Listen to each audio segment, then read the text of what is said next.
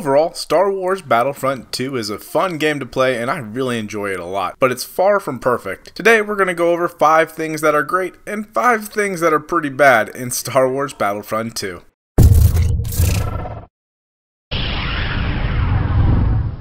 Welcome back. Each game has its flaws, and Star Wars Battlefront 2 is no different. There are some great things in the game, and there are some bad things as well, and today I'm just going to go over my top 5 for each. There are more, but these are the 5 that really stand out to me, and while we go over this, let me know if there's something that you love or hate that I left out. And for each thing that you put down that you like, give something you don't, and vice versa.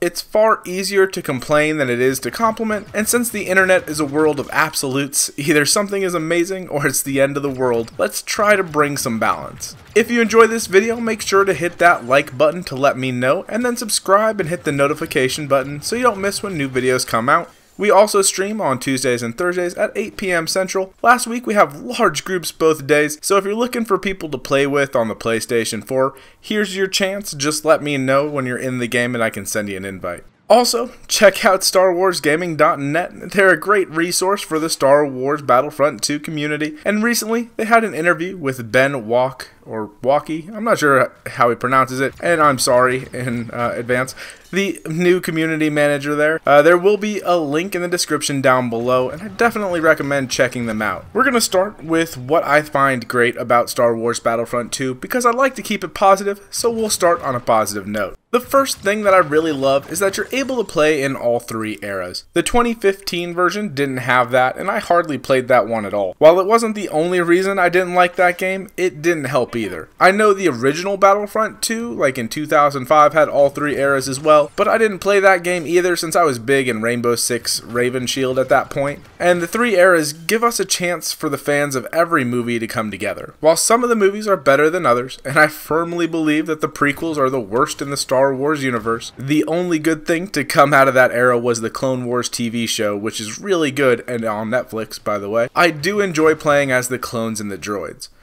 This also gives a wide variety of maps and planets that we can fight on, and if EA or DICE choose to do so, we could easily have a fight on the same planet over the different eras. We could fight on Kashyyyk like we do now in the prequel era, where the droids took it over. We could fight on it in the original trilogy when the Empire controls it as like an attempt to free the Wookiees. Or we could fight on it on the sequel era, again attempting to free the Wookiees, and if you win in the sequel era, you could free them from the First Order's control. It would be a narrative all on its own, and I really hope that if they do that route, that each map would be a little bit different and in a different area of the planet. I think that would bring out a very cool way to try to incorporate more of a story into the multiplayer. The second thing along the same lines as the maps is the details they put into the maps. On Tatooine, as you approach, civilians are running away. On Endor, there are Ewoks running around, and on Crate we have those diamond dogs. This adds an immersion into the maps instead of feeling like you're just playing in a sandbox like some of the other games out there. The maps themselves are also very well designed and look great, and there's little things like in the cantina you can turn it on and off the band, and in Bespin you can open and close the elevators, where it's really neat when you first find it. The third thing I have is the new progression system. I really don't feel that we give DICE or EA enough credit for listening to our issues even before the game was released, and the work they put in to change the entire progression system. While the original system I thought was fine after loot boxes were removed for purchase before the actual release of the game, while it wasn't ideal, it was something a little different, and it worked. But the new progression system feels good.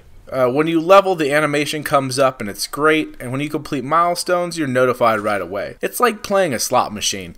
The way it's designed just makes you feel good and rewarding when you level or win. It's also nice to have to play the class to level it, and the leveling is so much faster than it was under the initial system. When you complete a milestone you're working on, you get notified right away, so if you're working to unlock something for a class, or you're just trying to finish up unlocking that NT242 for the specialist, once you have it, you know you can switch to a class that you would much rather be playing until you get back to the main screen to get your new weapon. The new progression system is great, and I really just wanted to give huge props to the hard work that went into it over at DICE and EA, and I really do appreciate them listening to their fans in order to help bring the community closer together and give them a more positive outlook on a game that I think overall is actually a really fun game that should have a better rating than what it currently has. Fourth on my list is the game modes. I really like all the game modes in the game except for one, and 4 out of 5 isn't bad. Galactic Assault is probably one of my favorites. Being a huge fan of Rush in the Battlefield series, Galactic Assault is basically the same game mode as Rush. You advance if your team does well, and it ends if you don't. While some maps are far harder to win on than others, and the maps do need some balancing, I just play this game to have fun, and I really don't care if I win or lose so much. Blast is a great way to level up your classes,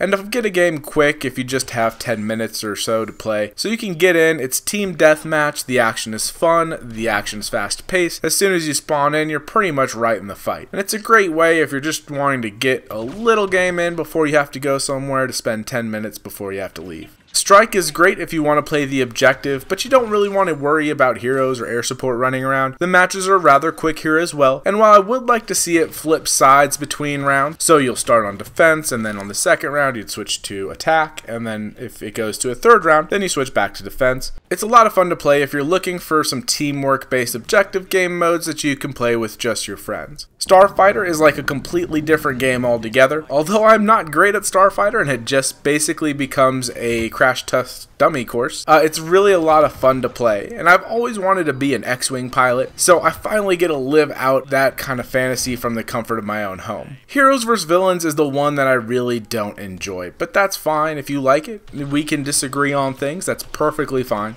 It can be fun when you play, however, for me, it just seems like there's a lot of chasing the target hero around the map endlessly until they eventually get stuck on something randomly. And the targets always try to avoid the fight, which I understand because they want to win, but that just bores me to death, to be honest with you. And finally, the last thing that I wanted to talk about here is the way heroes and reinforcements work. I love that you have to earn battle points to play as a stronger character than just your base trooper. It's like the kill streaks from Call of Duty. The better you do, the more you get, but it's better than the Call of Duty kill streaks because you actually get to play. You're not just looking at a missile coming down for 2 to 3 seconds. You actually get to play as your hero and reinforcements. The better you do, the more options you have, and you're getting rewarded for doing good as well. So you're not just, well, in this game you don't really get rewarded at the end for score anyway, but I mean, you get rewarded throughout your gameplay experience. I wasn't a fan of the token system from the 2015 Battlefront, and in Battlefield, it's all luck of the draw if you can beat someone to get into a tank first. But in Star Wars Battlefront 2, if you're doing well, you earn the tank or hero. That is probably my favorite thing about this game, and while yes, better players get to play heroes and reinforcements more often, everyone by the end of the match has a chance to at least play one type of reinforcement if not more, and that's just good all around. So now, let's move into things that are bad in the game. And the first thing is along the same lines of the last thing that I like, and it's the lack of reinforcement options. If you're on the light side, your enforcer, no matter what era you're in, is the Wookiee. The dark side actually changes with the area, and it should be like that for the light side as well. Wookiees make sense in the prequel trilogies, but not so much in the original trilogy or sequel trilogy. You don't really see Wookiees running around in the original trilogy besides Chewbacca, and I think he's an Imperial spy, so, you know, there's that. The light side also doesn't have any proper armor. The AT-RT is just kind of trash versus other armor style tanks, and it's okay versus troopers if they don't shoot at the driver first. There's got to be some other armor style tank out there in the canon. I don't know of any, but I'm sure there are. I'm not saying that I'm well versed in everything Star Wars, so if you can think of a tank that the Rebels had access to, please post it down below and maybe let DICE know so that they can try to put one in. The second thing I really don't like is if you're in a party with 3 or more people, you're always starting on the same map, and that map's gonna be Kashyyyk. And it's usually on a brand new server where no one's in it. It's really annoying to have to leave and search 3 to 4 times with a group of people, especially since the party system doesn't allow you to leave as a party. Each person has to leave individually. So if one person in your party doesn't get the memo, then everyone else in your party has to wait for them to load back down into the main menu. It should be an option in there for everyone to leave together and to have a party lead. And if the party lead leaves, they have the option to bring everyone with them or not. Now they have said that they're working on a era selector, and that would help greatly. I'm just really waiting for that to come in. The third thing I have is turrets. I hate AI in my multiplayer games, and turrets are no different. They don't require the player that dropped them to do anything, and the officer turret has more life and does more damage per shot than a heavy trooper. There shouldn't be anything in a multiplayer game that doesn't require you to take an action. If I wanted to play versus an AI, I would go play arcade. The ion turret for the heavy can also target across the map, which is just super annoying. While I know it would make heavies rage if they stopped targeting infantry, it at least should have a much shorter range than it currently does. I have a few suggestions for the turrets without completely removing them, since I know some players need a handicap to help them out if they're really struggling. But the first thing I would recommend is removing the turret from the officer class as a default option and replace it with the squad shield. This would require the use of the turret card if you wanted the auto turret, which would in turn hurt the battle points build that most officers run. So there's a huge trade-off to get it, and it would vary up the number of officers we see since they don't have the turret to also help get them battle points that they already don't struggle getting. For the heavy turret, again, just drop the range down a little bit. It's fine that it targets infantry, it's a little annoying, but it's fine. Just drop the range down. It doesn't need to target the entire length of Kashyyyk. I had more details on this and I posted them on the official forums a while ago, but I'm not going to bore you guys down with all those details. Fourth is the balancing between weapons and classes.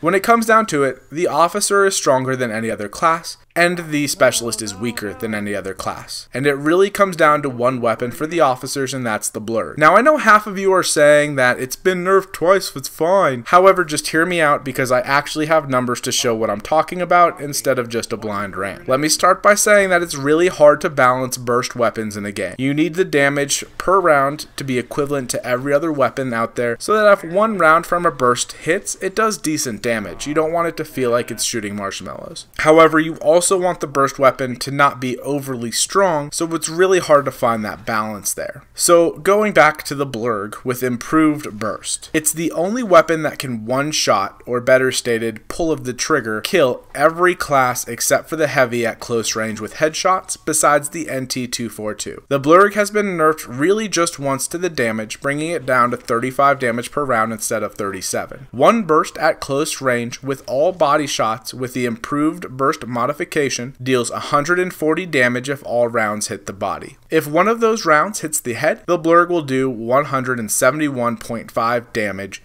per pull of the trigger with the 1.9 multiplier. The counter argument to the nerf the blurg on the forums right now is the A280 does the same thing. And it clearly doesn't, but people really don't check facts on the forums, so I'll show you my point. The A280 for the assault class and even the A280 CFE for the specialist is a 3-round burst where the blurg is 4. The A280 deals 33 damage per round at close range, and if all 3 rounds for the A280 hit the body, it deals 99 damage total. The blurg again does 140 in this case. If you land one of the 3 rounds from the A280 on the head, it deals 128.7 damage, again with a 1.9 multiplier, versus the blurg's 171.5. The A280 cannot one-shot kill any class unless 2 of the 3 rounds land on the head, where the blurg takes 1 of 4. The blurg also has a faster rate of fire than the A280. The simplest solution would be to drop the blurg improved burst to 3 rounds instead of 4, and you can leave the damage at where it currently is at 35 damage per round. This would put 1 round hitting the head out of the 3-round burst with the blurg to 136.5 damage. The A280 again is right now at 128.7. With body shots only with a 3-round burst blurg, it would do 105. The A280 again is currently at 99. This would bring the blurg more in line with the A280, and this simple change would make the blurg more on par with all other weapons in the game. The last bad thing I wanted to talk about is with the new progression system. You can't spend your skill points unless you go back to the main menu. You can see that you have skill points there to spend in the game,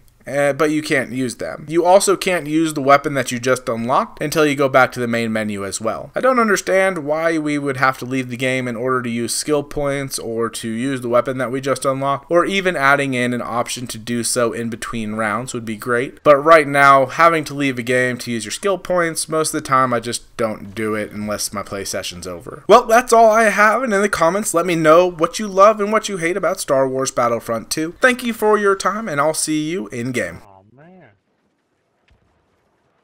you're not on my feed. Famous last words.